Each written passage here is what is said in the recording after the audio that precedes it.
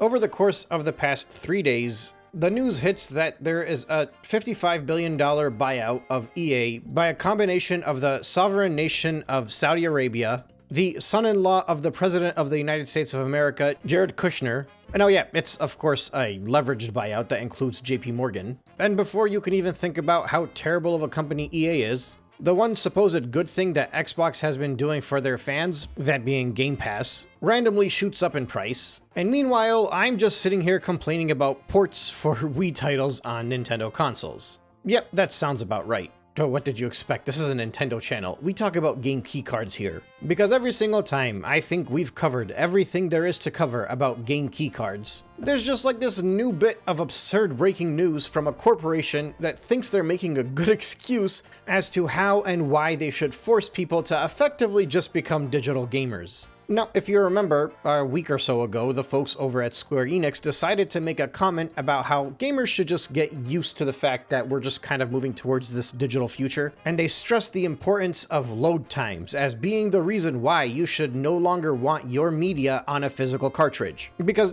that's what people are concerned about when they buy physical cartridges, the load time of their game going from 3 seconds to 5 seconds. Forget the fact that we want to own the actual thing that we buy, especially in an ecosystem of the most trigger-happy, ban-happy, brick-happy company in the history of all of gaming. But of course, because they think we're idiots, they talk about the load times, they talk about the performance, they speak and focus more on that than anything else, instead of just being upfront and being like, listen, if you buy something digitally, or if we put it on a game keycard, we make more money off of this sale, so please just buy it digitally. That's what they're all really trying to tell us. That's why they're all pushing game keycards, because they cost less, but they'll never be upfront about it. They'll just find all of these different excuses and all of these different reasons as to why game keycards are better than having a full-on cartridge with the game inside it. We know it's because you're saving roughly $15 a sale. We get it. Just be honest. But I'll tell you what, it gets a little bit better because Square Enix is back in the spotlight again. Actually, they're not in the spotlight, but they should be in the spotlight. Because the new release of the Final Fantasy Tactics game just came out today. It's a Switch 1 and a Switch 2 title. Now, the Switch 1 title itself is released fully on cartridge like a normal game, but the Switch 2 title, well, in the West, it actually doesn't exist. Not physically anyway. Either you buy it digitally or you buy the physical Switch 1 title, put it in your console, and it'll turn into a Switch 2 game. It will upgrade, as they say. But over in Japan, well, they did release a physical box. You can get that full retail experience by going to the store. You'll find it on shelves in the Switch 2 section, you'll pick it up, take it home, open it up, and realize that what you got was the dreaded code in a box. Now, I assume there are a number of reasons as to why they could have gone with the code in the box approach. Maybe they found that the game keycards are being very poorly received, so they figured the digital code would be a better choice because it's cheaper. Or maybe they just prefer people buy the Switch 1 cartridge instead of a Switch 2 game keycard even, so they figured, you know what, if you want it physical, buy the Switch 1 version. Otherwise, you're getting it digitally, and if you really want the box art, you can buy the Switch 2 edition with the code in the box. There are a number of reasons as to why I would imagine a company would sell you a code in a box, and all of those reasons have to do with the dollar value of the game that you're buying. And again, I get it. These companies never have your well-being in mind. It's all about the bottom line, and the bottom line is all about the money. But just stop with the excuses.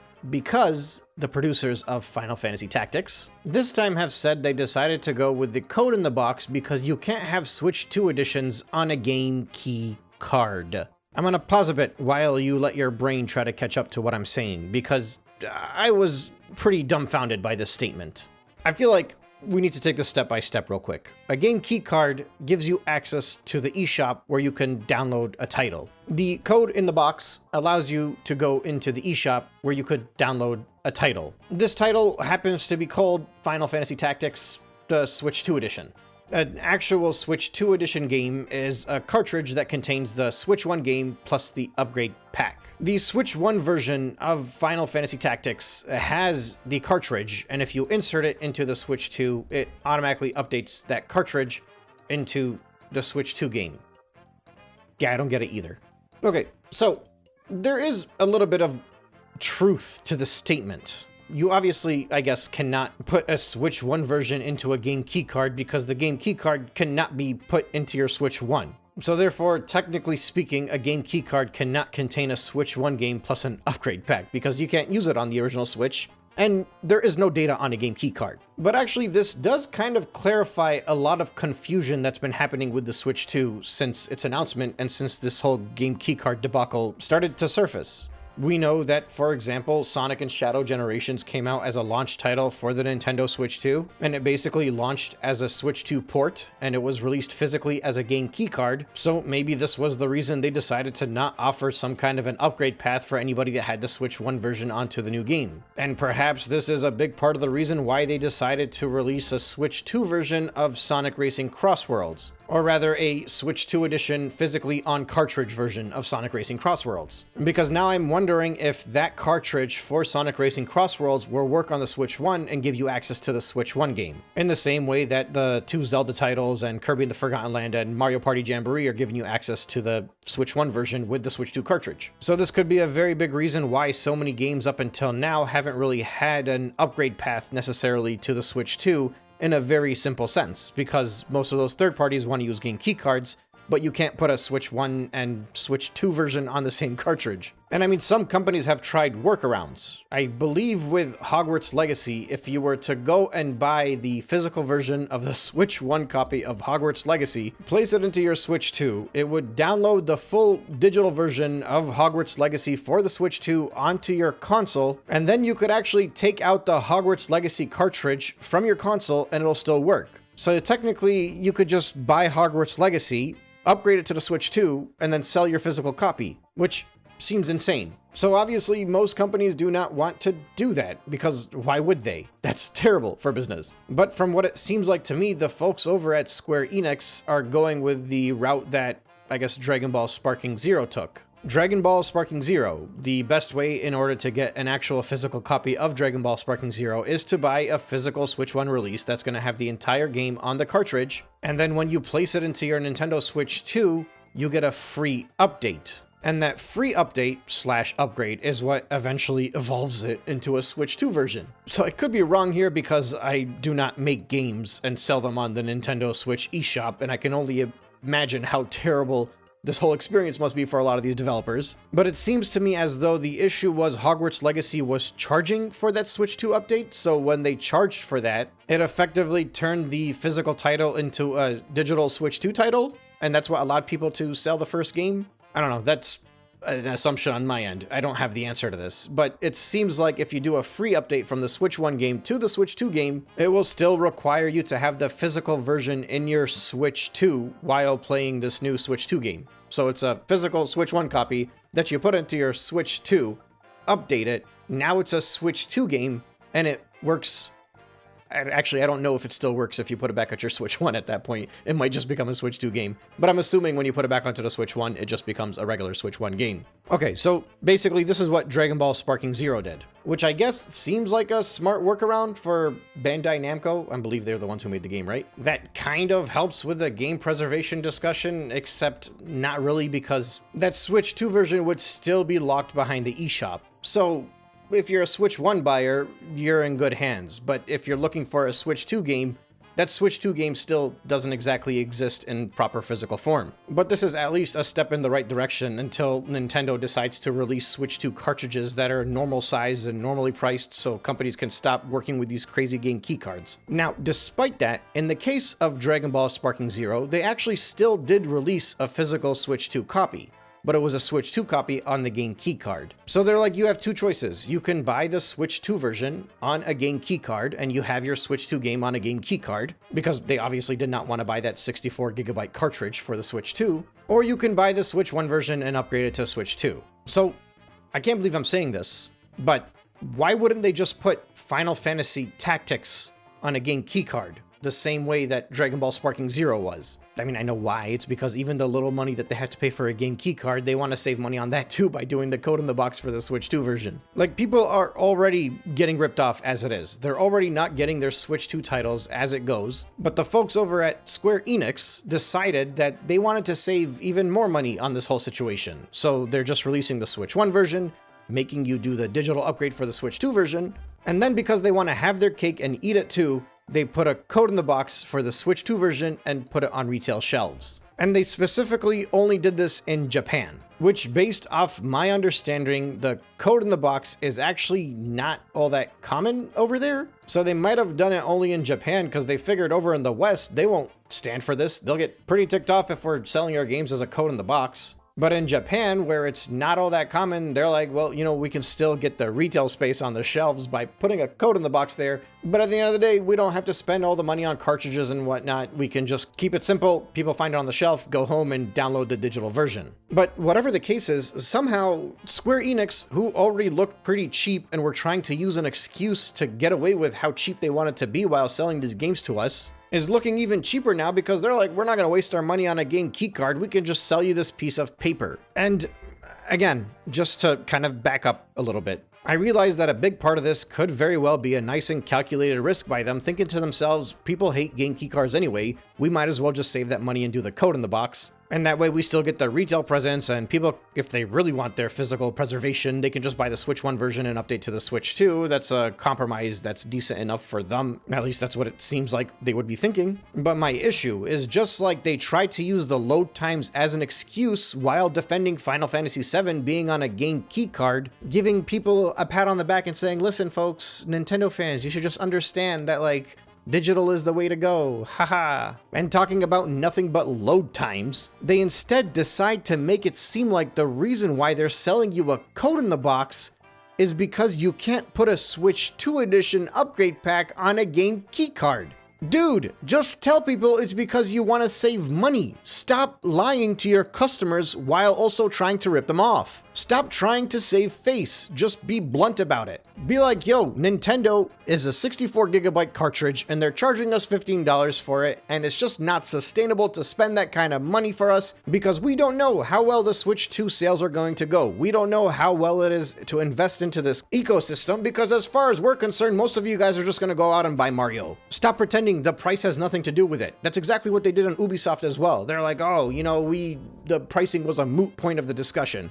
It was not a moot point of the discussion, especially not from Ubisoft. And that's not to say that the performance of Outlaws was not actually better because it was a game keycard, so that was running straight off of the hard drive. That's not the point. The point is, don't lie to me and tell me that the pricing had nothing to do with it, because I know that the pricing always has something to do with it with these companies. At least the guys over at Capcom were just straightforward about it. They were asked, they're like, hey, is like Resident Evil going to be on a game keycard because you need better performance? Like the journalist was setting them up to just follow along with the discourse that everybody else was already doing, pretending that they needed everything downloaded directly on the Switch. Otherwise, how else are these games going to run off these cartridges? And the guy at Capcom apparently didn't get the memo because he was like, nah, dude, this is a sales strategy. What are you talking about? And I imagine at the same time, every single third-party publisher just saw that interview and was just like, no, dude, you just ruined this for us, man. We had them believing us for a few minutes. It is always 100% of the time, first and foremost about the price, and then after the price, there's more discussion.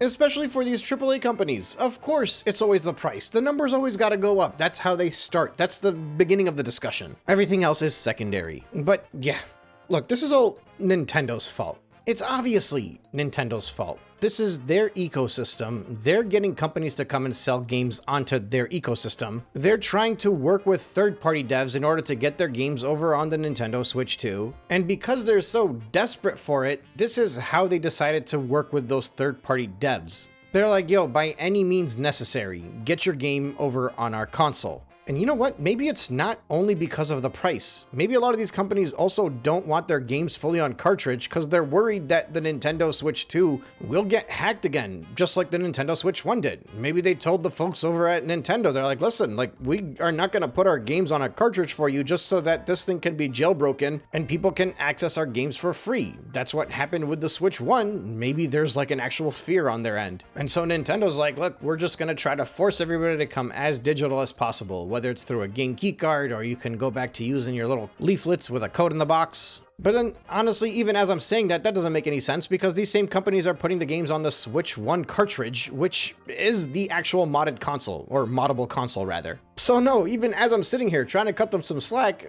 it's all about the money. It's all about Nintendo trying to overcharge the third-party developers to use their 64 gigabyte cartridge, And then, of course, it's about these third-party developers who are like, what do you mean I can either give the people what they want, or I can save money by doing a game keycard, or apparently save even more money by putting it on a Switch 1 cartridge and then just doing a code in the box. Yeah, look, I've been stressing this from the very beginning. This is all because of Nintendo's dumb system. They decided to put in the whole game keycard thing. They opened this disgusting anti-customer can of worms. And now what's going to happen is all of these third parties that are already fighting an uphill battle trying to make their games sold on a Nintendo console are going to have to face an even more difficult challenge in order to get more of their games sold, because so many people are adamant that they do not want to buy a game keycard, and they especially do not want to buy a code in a box. And then at the very end of the day, if this all blows up in their face, the third-party devs are going to stop trusting Nintendo. They're going to once again laugh off the Nintendo fandom. They're going to give them terrible, inferior ports because they're not going to bother with their time on that ecosystem. They're going to say, screw it. Why would I bother? They're not buying the games. I tried. I'm going to go back to Sony or PC like every other developer is doing these days. Although honestly, even at that point, they're probably losing to free-to-play titles no matter where they turn regardless, and Nintendo might be the last bastion of hope for some of these companies, and that's why they're putting all their eggs on Switch 2. So who knows what this could lead to. But what's probably very likely to happen is if these third-party companies find that it's not really in their interest to put their best work over on the Nintendo Switch 2 console, all of those sales are going to go back and continue to be on the stronger stuff. And the Switch 2 is going to get to sweep up the scraps for the last gen stuff, just like they did last gen. And in order for Nintendo to make money at that point, well, I guess this could be in the Nintendo fandom's benefit, because now they'll have to release more first-party games, which obviously means you'll be getting a lot more ports that you can spend $70 on. So you know what? Game keycards might actually be a net positive for Nintendo fans.